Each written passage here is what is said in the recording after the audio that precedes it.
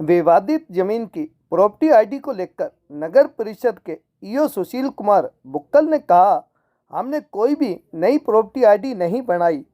विवादित जमीन की प्रॉपर्टी आईडी को नहीं किया गया फ्रीज। ईओ ने शहरवासियों से अपील करते हुए कहा कि किसी भी अफवाह की तरफ ना दे ध्यान। सुनिए नगर परिषद के ईओ सुशील कुमार बुक्कल ने विवादित जमीन को लेकर क्या कहा। सर, क्या कहना चाहोगे विवादित जमीन को लेकर? ऐसा जो आप राष्ट्रीय हाई स्कूल की प्रॉपर्टी आईडी के बारे में कल से जो शहर में चर्चा है, ना तो उस प्रॉपर्टी आईडी में कोई बदलाव किया गया, ना नई प्रॉपर्टी आईडी बनाई गई, और ना ही पहले से कोई प्रॉपर्टी आईडी ऐसी थी कि फ्रीज थी। पहले स्टेटमेंट जो मैंने दी थी उसको मैं रिमूव करता हूँ, क्योंकि जो ऑब्जेक्शन लगा था वो सिर्फ अभी जो डिस्कस हुई थी उसके यहाँ पे मैंने जो स्टेटमेंट दी थी वो थी। लेकिन अभी मैंने पूरा पोर्टल को खोल के देखा है, एक एक उसको जितनी बार इसे आईडी में ऑब्जेक्शन लगे हैं, जितनी बार इसमें चेंजिंग हुई है, जितनी बार रजिस्ट्री या कोई भी बदलाव हुआ है, उनको स्टेप टू स्टेप देखा है। इस रजिस्ट्री में जो कल परसों जो ऑब्जेक्शन लगा था, उस आदमी ने सिर्फ ये पूछा कि मैं अकेला हूँ, इंडिविजुअल हूँ, या कोई दूसरा भी इस प्रॉपर्टी में, इस रजिस्ट्री में सम्मिलित है। उसका जवाब दिया गया, यहाँ से कोई बदलाव किसी प्रकार का नहीं किया गया।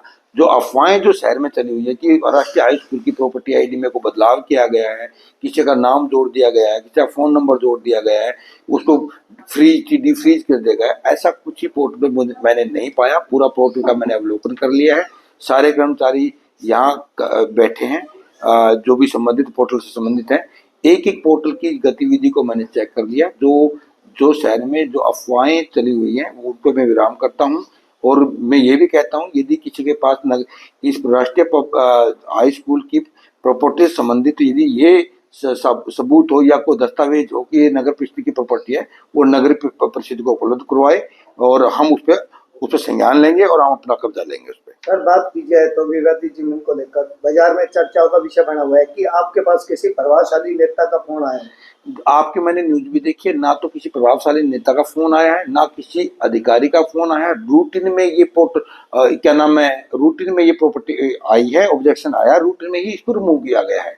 उसको बताया गया कि इंडिविजुअल है आप। कोई चंडीगढ़ से भी नहीं, कोई किसी प्रकार का ऐसा नहीं है। इस पे बिल्कुल भी विराम कर देना चाहिए, क्योंकि ना तो इस प्रॉपर्टी आईडी में कोई बदलाव है, बार बार कहता हूं। और जो आपकी मैंने न्यूज देखी है कि गोलमोल जवाब दिया, बिल्कुल स्पष्ट है। यदि आपको चाहिए तो इस प्रॉपर्टी आईडी की पूरी डिटेल ले जा सकते हैं आप, डिटेल आपको उपलब्ध करवा दी जाएगी। ये अफवाहें है जी, अफवाहें हैं ओनली।